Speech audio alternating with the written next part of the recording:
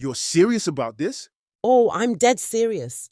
But, Ada, we can't keep doing this. I mean, haven't I had enough? I don't think you understand, Akini. We're only just getting started. Now eat your porridge. This is the story of how an innocent compliment turned Ikin's life upside down, a story about plantain porridge, misjudged words, and the lengths a wife will go to teach her husband a lesson he'll never forget. Listen to Ikin's hilarious story. When I agreed to visit Cheek's house with my wife Ada, I had no idea my life was about to be turned upside down. It started as a regular Saturday afternoon. You know, the kind where you're not expecting anything spectacular.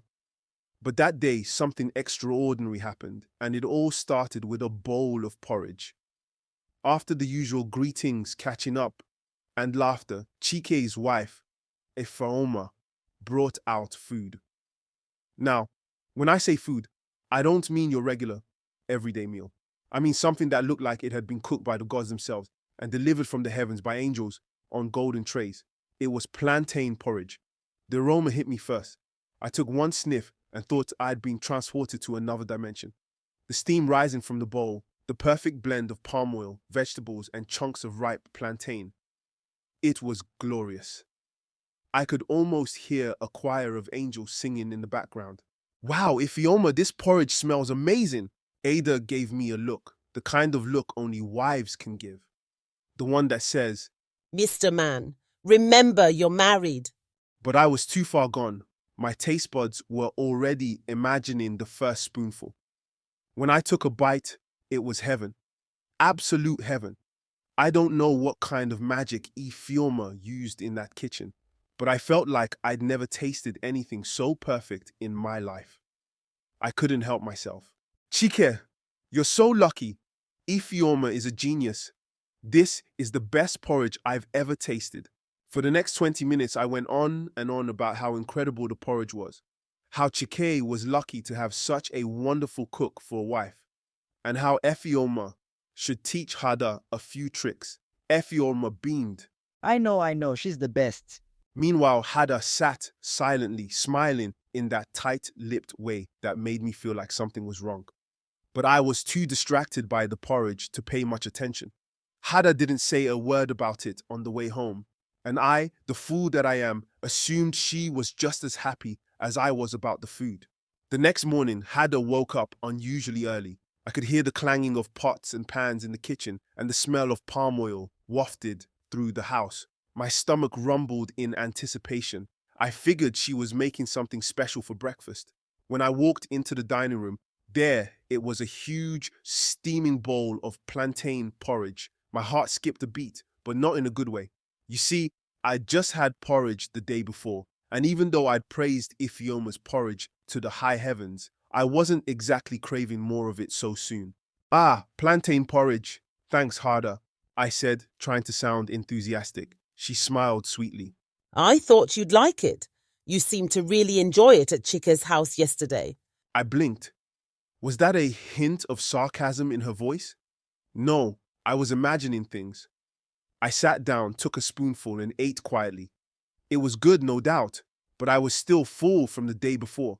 That evening, after a long day at work, I came home to find dinner ready. What do you think was waiting for me? Yep, another bowl of plantain porridge. This time, I paused. Ah, Hada, plantain porridge again? Of course, my dear. You loved it so much at Chika's, I thought I'd make it again. Right, of course. I ate in silence, my brain already wondering if maybe I'd gone a little overboard with my compliments the day before. But surely Hada wasn't upset. Nah, I was just overthinking things. Or was I? The third morning, I came downstairs and you guessed it, plantain porridge for breakfast. I opened my mouth to say something, but then thought better of it. It was just breakfast. I'd be fine. I could handle it. But lunch came. Porridge. Dinner came. Porridge. At this point, I was starting to feel like I was living in a porridge factory. I could hear the plantains laughing at me from inside the pot. They were mocking me. I swear I could see them dancing in the palm oil, celebrating their victory. My mind began to spin with questions. Had I somehow offended Hada? Was she trying to teach me a lesson? By the fourth day, I woke up in a cold sweat. My dreams were filled with plantains. Plantains everywhere, floating in rivers of palm oil, chasing me through the streets, demanding to be eaten. I rolled over and whispered to Hada, Are you planning to make more porridge today? Why? Don't you love it? Of course, I do. It's just, I was thinking maybe we could have something different. Oh, you didn't seem to mind eating Ifeoma's porridge 4 times. Her voice was icy, and I suddenly felt the gravity of my situation. I decided to reach out to Chike for advice. After all, he was the reason I was in this mess. When I called, Chike picked up on the first ring, already laughing. Ah, my friend, you must really be suffering by now. Chike, you knew this was happening? Oh, Ada told Efioma all about it. I warned you to be careful with the compliments. On the 6th day, I couldn't take it anymore. I was at the end of my rope. After barely managing to eat half of the morning's porridge, I pushed the bowl aside and took Hada's hands. My darling, I want to apologize. She folded her arms, looking at me like a judge waiting for a guilty plea.